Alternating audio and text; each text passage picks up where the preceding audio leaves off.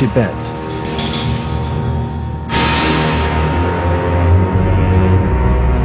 A land where Buddhism rules.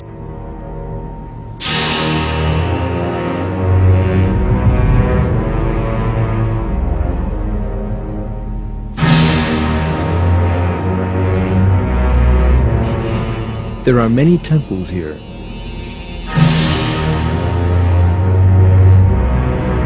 They are all decorated with gold and precious stones, and possess an extravagant appearance.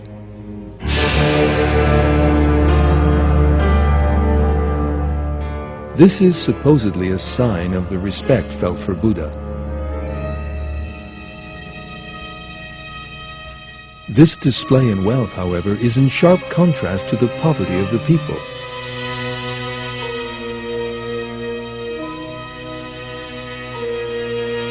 Laos, Nepal, India.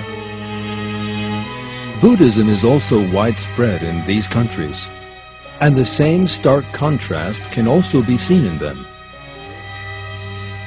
Magnificent, wealthy temples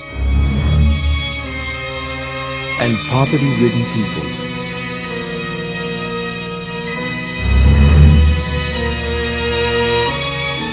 In short, Buddhism brings with it injustice rather than social justice, poverty rather than well-being.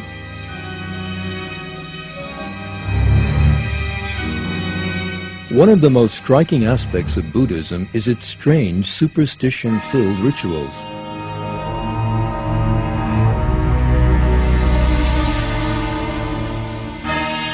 The famous Samye Monastery in Tibet.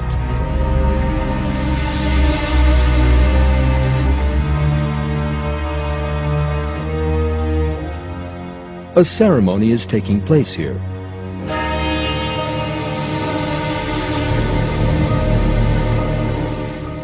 Buddhist priests are playing the radong,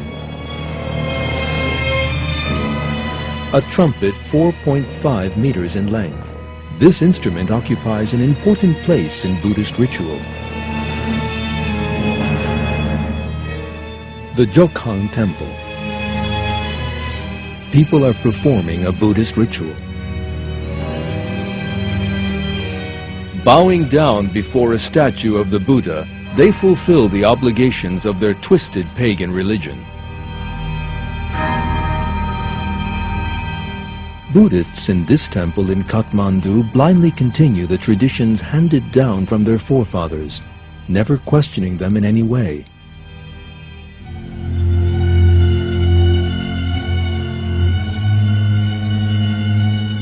They spend their days praying around the walls of the temple and turning prayer wheels.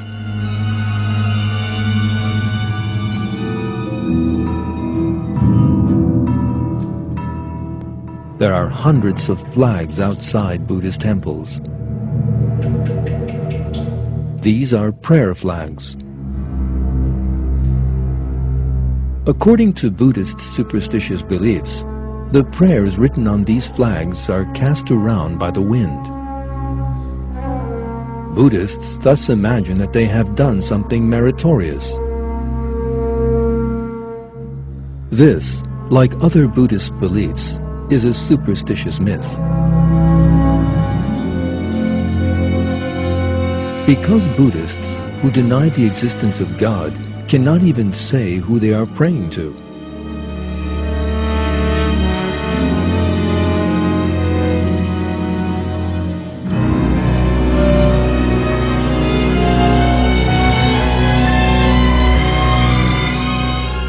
Relics of the Buddha and leading Buddhist priests are also kept in these temples.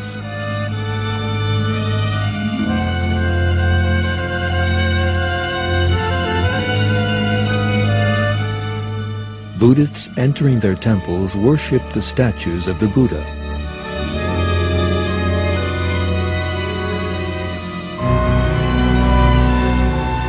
They offer them flowers and incense.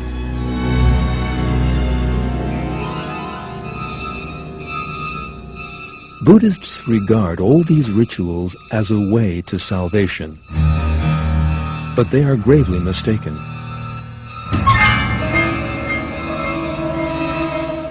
Because the statues of the Buddha, to which they burn incense and make wishes, can neither see nor hear them.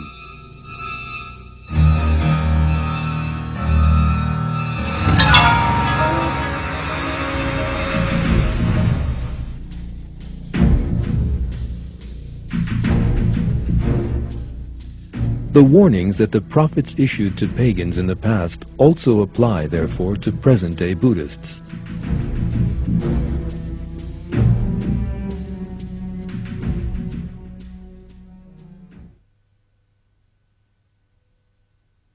When he, Ibrahim, said to his father and his people, "What are these statues you are clinging to?"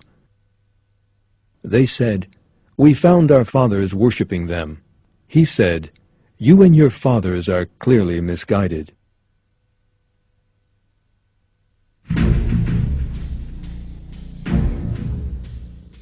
If Buddhists, who blindly carry on the traditions of their forefathers, were to think, they would see what a terrible mistake they are making. The Buddha they worship is helpless and mortal, just like all human beings. In the same way that he created everything and everyone in the universe, God also created Buddha. The only entity worthy of being served is the Almighty God.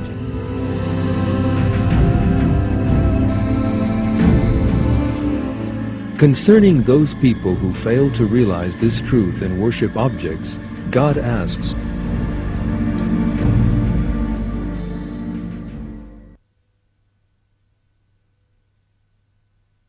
do they make things into partner gods which cannot create anything and are themselves created, which are not capable of helping them and cannot even help themselves?